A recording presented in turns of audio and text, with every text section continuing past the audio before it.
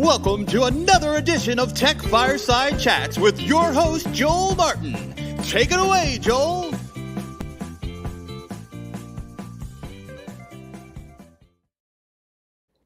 Hey, good morning. Good morning, Paul. Nice to see you. Good morning, Joel. Thanks for inviting me on. It's fun to be here. Well, cheers. Thanks for joining us today. All right. So we have Paul from AdMobilize, and you can check it out at admobilize.com. No banner needed. It's pretty easy. AD Mobilize. Maybe I'll spell it. I'll put it up on the screen. So I've known this company since 2014. I've been bumping into Rodolfo, the CEO and founder, at every trade show known to man, CES, Digital Signage Expo, which is not around anymore, but I'd see they'd have a great booth there. Infocom. And then my buddy, the only guy in the industry that would travel more to trade shows than I did, Mike Neal, who lived in New York, basically would come in for a 40-minute meeting and fly back. DPAA, Mobile Marketing Association, Event Marketer. I'm just listing all the shows I would see you guys at, right? Event Tech. I mean, literally, you guys were at every trade show back in 2014, 2015. You made a name for yourself. And I think, Paul, you came on in 2019, you said? That's right. I joined end of 2019 as a colleague, though, a bit like you, I've been around at Mobilize since essentially the founding. Ran into Rodolfo when I was government affairs and chief privacy officer at ADT. You're Pfizer, ADT, right? U.S. Navy? Yes, Navy, ADT. And then cybersecurity startup called Zingbox, all before coming to AdMobilize. But I saw what Rodolfo was doing. You're right. They were out there that had good buzz. I was interested in edge devices. I was interested in data.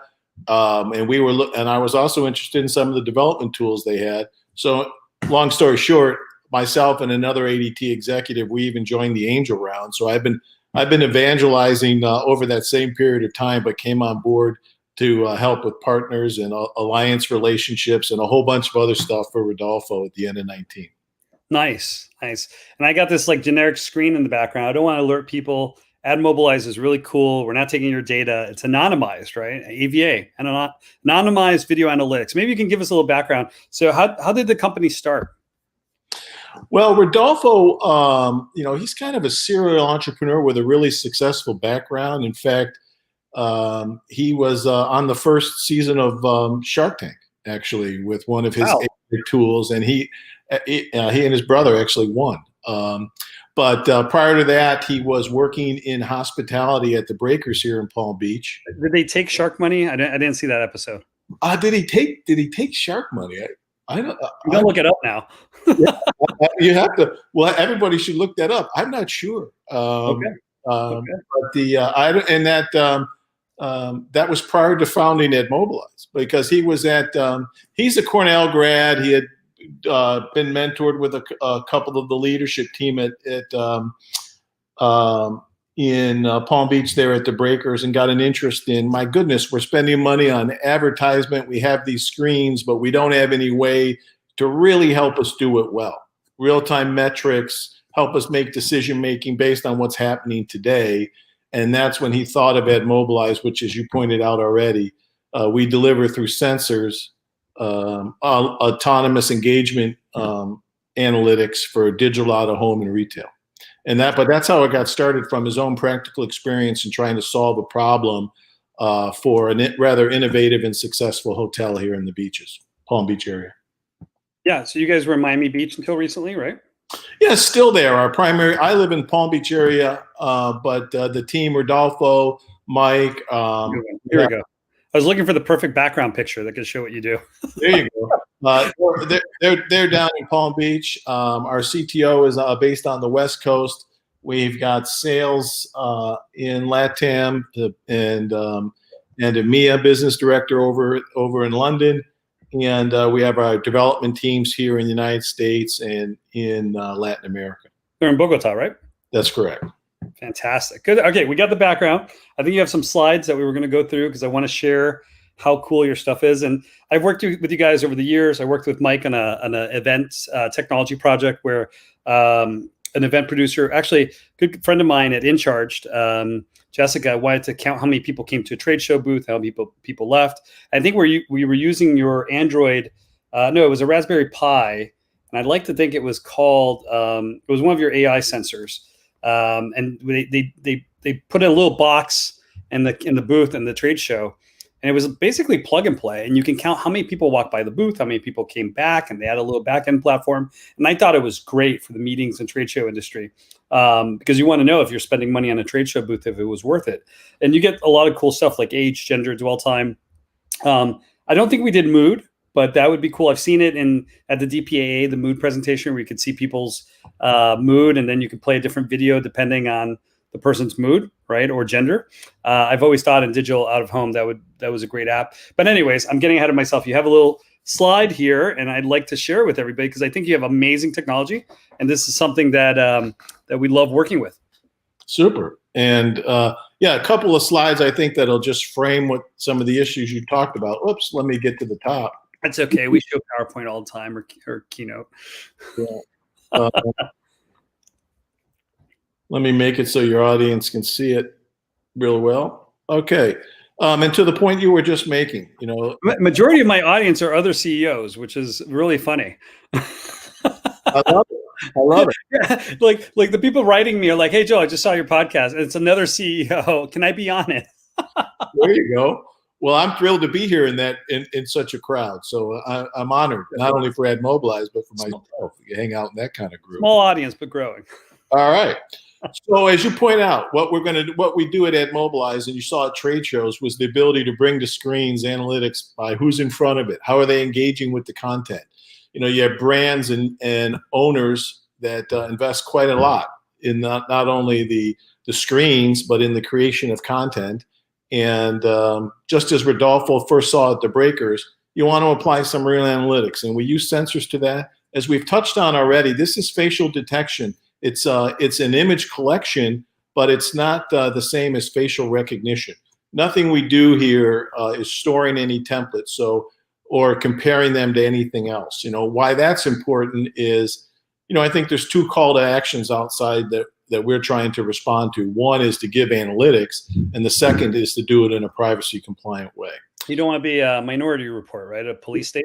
Exactly, and our customers, they really don't want that either. They don't need it. We're not following anybody around the store. We're not going to name any countries where they can look up a certain population, see where you've been, who you are, your phone number, where you live, who your girlfriend is, what you've posted on social media. The rabbit hole gets really scary, exactly. But I love the fact that you're anonymized. Yeah, it certainly can. And I put all that on the right side of image collection spectrum, and we're on the far left side of the image collection, where we help see, hey, that is a human face in front of the screen, and how is that human interacting? So as you just quickly, there's a dashboard, but it points out some of the things that you'd want to see, like how do you the attribute characteristics of the individual in terms of age characterization, gender characterization, how long they're looking at the screen, tracking that over the times of day, and even how are they doing it in terms of specific content, right? To the far left there, those are individual media files, and those same analytics can be provided on a media file basis. And it's quite helpful, right? Because you're taking this analytics that folks wonder about. Well, did anybody come by the screen today? Did they? I love this example because it shows, and let me just make this a little bit bigger.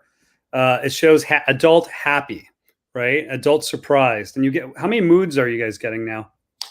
Well, there's a number there. For most customers, we're breaking it down into just an even smaller or broader groups where we're just trying to show engaged, neutral, not engaged, right? I think that's more meaningful a lot to people than some of these differentiators, but we can do quite a lot. You see examples there where you can see, they look at it for X amount of time. There's a counter running.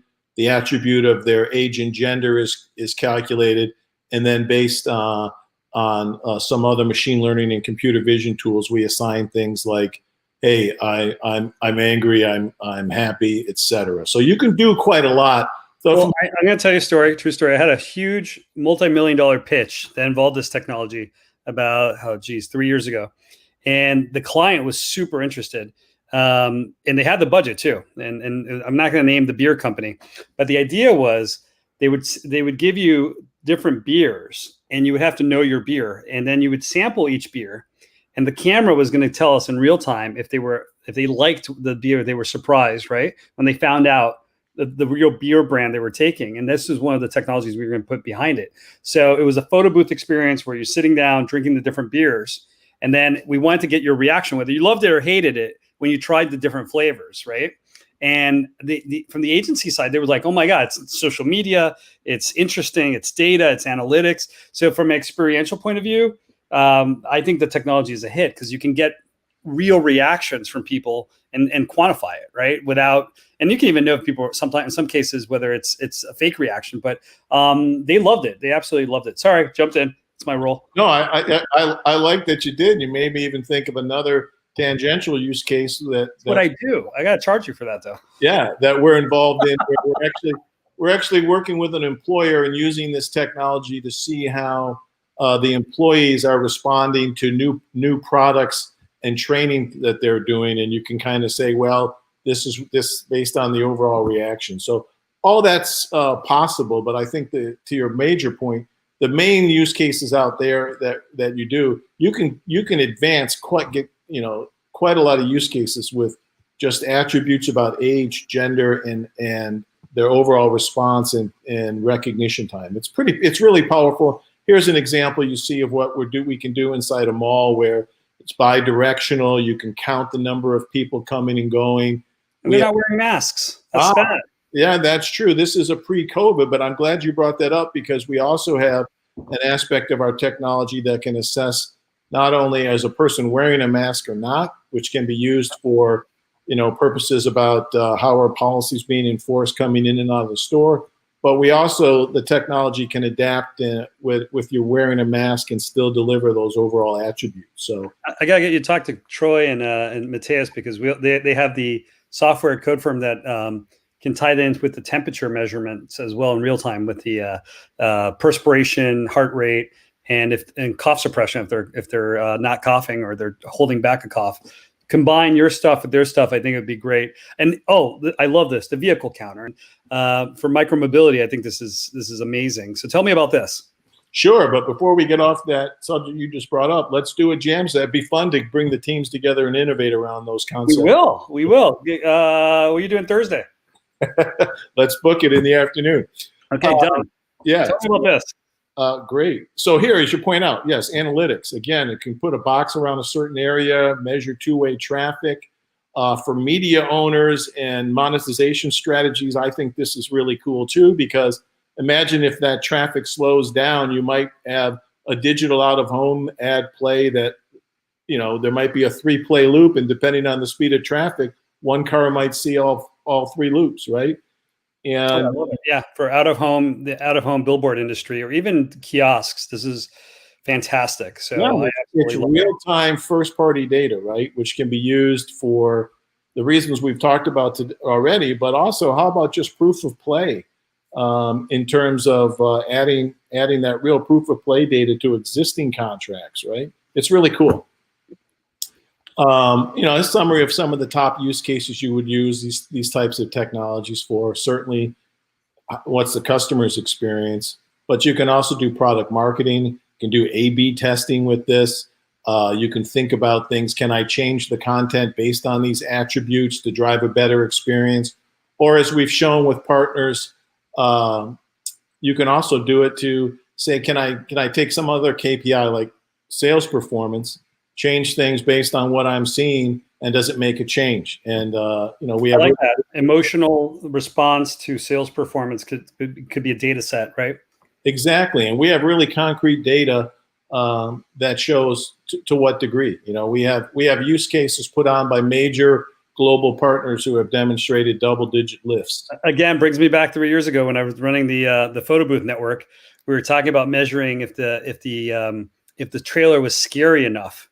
When we did the scare experience inside the photo booth. So, you're taking a picture, you think you're getting a free picture, all of a sudden a monster pops on the screen, scares the living bejesus out of you, and people jump up because the strobe light comes on, and then we get the measurement in real time. We know how scared were they.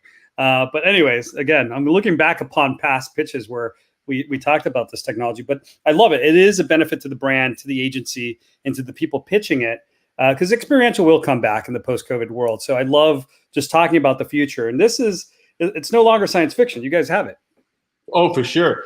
That story you're sharing about measuring the scariness factor, you're making me think of. I've had a lot of. I grab technology and I embrace it, man. That's what I'm all about. I mean, it's tech fireside chats, right? Yeah. Well, you're making me think about the use case. I don't know if you've seen it, which came out of Europe, where the comedy shop owner installed camera technologies, and instead, lowered his entrance fee, but charged per laugh. Oh, interesting. I like that. I like that. Folks would sit down and go, "Oh, you're not going to be able to make me laugh," and he's like, "Okay, well, it's not $50 to get in here anymore. It's X, but we're going to charge you per laugh." And in fact, the revenues went up. So it's thinking about how you can use this technology to have a better experience, but also I think really you can either validate your monetization or improve it. Right? Love it. Absolutely love it. Huh. Good stuff. Just quickly here, I would say also, I think one of the big thing that's coming and I think has impact for mobility, and I'm enjoying exploring with you these use cases is number 2, the effect on programmatics. The programmatics opens up an opportunity for the screen owners and other technology owners to generate some passive income to offset expenses, right? Or maybe in certain use cases, actually turn into a positive stream over and above. But in the mobility space, where you might have charging stations in a certain market that have screens, and you use some of the technologies we've showed already to measure the audiences and the car flows that contribute to a programmatic sell, that could be a really big thing. And I'm looking forward to seeing where that goes. And it's very real, and it's, as you know already, it's happening. It is. So I love it. First party data. You guys have and it's anonymized. Again, very, very important. There's no facial recognition. I think we've covered a lot of great ground. We are coming up a little bit on time here. Some of our partners. I heard a rumor you're working with my good friends at Samsung. Yeah, one of the things we've done at AdMobilize is try to build out a really strong ecosystem, right? And it includes partners like Vistar, Broadsign, et cetera, who can deliver programmatic, but it also includes organizations that bring out the various computers, simply DOOH, Intel, but now BrightSign, big important partner of ours, but also now working with Samsung to integrate right into the system on a chip, so that for the right use cases, that when you order a Samsung screen, so it's already in their CMS, it's on their chipset. Yeah, the AdMobilize is, and you can take a CMS approach either through their Magic Info CMS or through an existing CMS, other existing CMS. The Samsung platform, even though they have their own CMS, it's CMS agnostic. There's plenty of other CMS. Is it so Magic Info? I see it there on your list. Yeah, so Samsung's is Magic Info. Magic Info, yeah. Yeah, but I've worked with all of them. I've worked with Broadsign, Magic, and Vistar. As do we. So it's a great ecosystem. I think that's also important, Joel, because it points out that, hey, this stuff is really real. You can think about this, you can invest in it, and you'll have all the support that you need from all the players that are helping you deliver, out of home retail and these other use cases. So it's an exciting time. It really is, and I see all this innovation happening despite the world, the post-COVID world we live in now. So, Paul, we're on time. So, any last thoughts? Anything you're doing to stay active during COVID? Yeah, what I'm really doing is working hard to stay here in South Florida, get outside and ride my bike. I'm a cyclist. I love to do it. I'm fortunate enough to live near A1A, so I can get out and ride my bike. And for you, man. I'm enjoying doing that, and luckily I've got a couple of other partners. Our cycling group got held back a bit during early COVID, but now we're out riding again. So I'm looking forward. I'm stuck in a virtual cabin, so I can't get out. Well, thanks for very nice fire. So you're in good shape. Hey, Joel, I really had fun here. Thanks for asking the questions and giving us a chance to talk a little bit about AdMobilize and about just how the whole industry is taking shape and what's happening in mobility too. Programmatic is the future, and I love what you guys are doing. And we'll talk later in the week. Thanks, Paul. Cheers. Yep. Cheers, Joel. Bye-bye now. Thanks for watching, and join us next week on Tech Fireside Chats.